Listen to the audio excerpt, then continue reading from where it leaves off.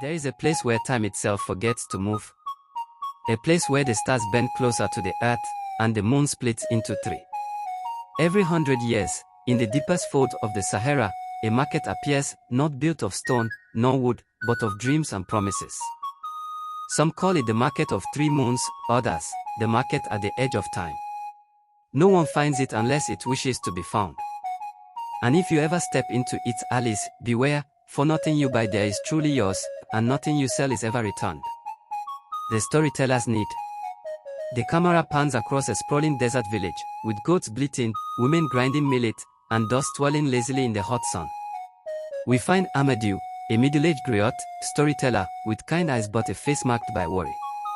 Inside a humble mud brick home, his daughter Zara, no more than 12, lies on a woven mat. Her breaths are shallow, her skin pale, and her once bright eyes clouded. A calabash of untouched water sits beside her. Zora, weakly. Baba, will you tell me the story of the river that sings? Amadou, forcing a smile. Later, little moon. Rest now.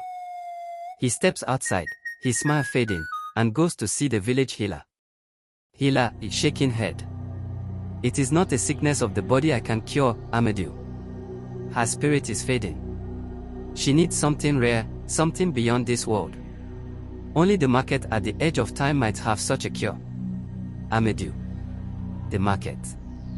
That's just a tale for firesides. Healer, leaning closer. All tales have a seed of truth. Tonight, the moon will split into three.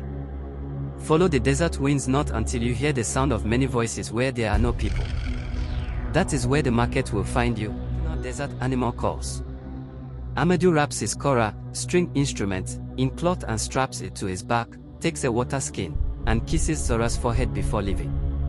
For days, he walks through endless dunes, the sand whispering under his feet. He drinks sparingly, his lips cracking under the sun. At night, he sings softly to himself to keep fear away.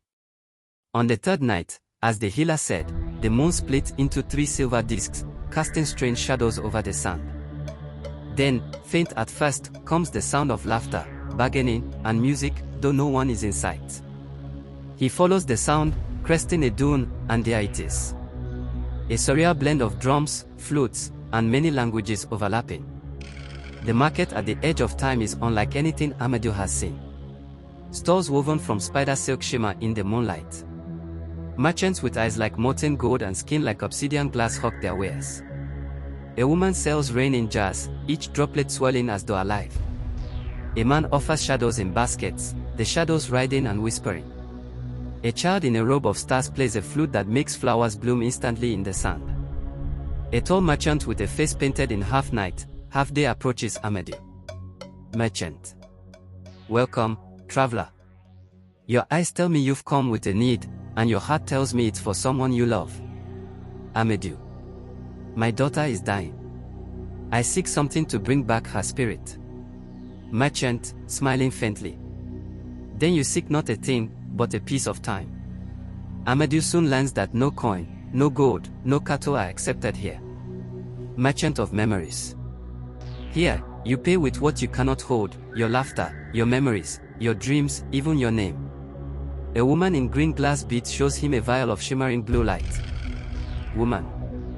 This is the breath of the first morning. It will restore her. But the price is your happiest memory. Amadou. Which memory? Woman, touching his temple. The day she was born. Amadou pulls back. He cannot imagine never remembering Zora's birth, her small fingers gripping his. He moves on. Near the farthest stall, an old man in a hyena mask beckons him. His stall is small, holding only a wooden hourglass with no sand. Hyena mask trader. This is what you need. A grain of time, pure, unspent. Place it in her palm, and her spirit will wake. But I do not trade cheaply. Amadou. What is your price? Trader. Your voice. Amadou's hand instinctively touches his throat. Without his voice, he would never tell stories again, never sing to Zara. Amadou. There must be another way. The trader chuckles. In the market at the edge of time, there is always another way, but it is rarely kinder. To find another path, Amadou must pass a trial, entering the alley of forgotten things, where unsold goods roam freely. Here, he meets a lion made of ink, a drum that beats without hands, and a woman with no face, who whispers, "Give me a story I have never heard, and I will give you a path." Amadou sits on the sand, plucks his kora, and tells of Zora's smile, of the wind that smells of rain, of the time he outran a storm. As he plays, the alley walls melt into a path of moonlight, leading back to the hyena-masked trader. The trader listens to Amadou's song and, for reasons he does not explain, changes the price. Trader, keep your voice. Instead, give me your shadow. Amadou hesitates, but agrees. The trader removes his shadow like peeling cloth from skin, folds it, and tucks it away. Trader, without a shadow, you will always feel the sun colder, the night closer. But your daughter will live. He hands over the grain of time. As Amadou leaves, the 3 moons begin to merge. The stars fade into mist, the music into silence. The desert is empty once more.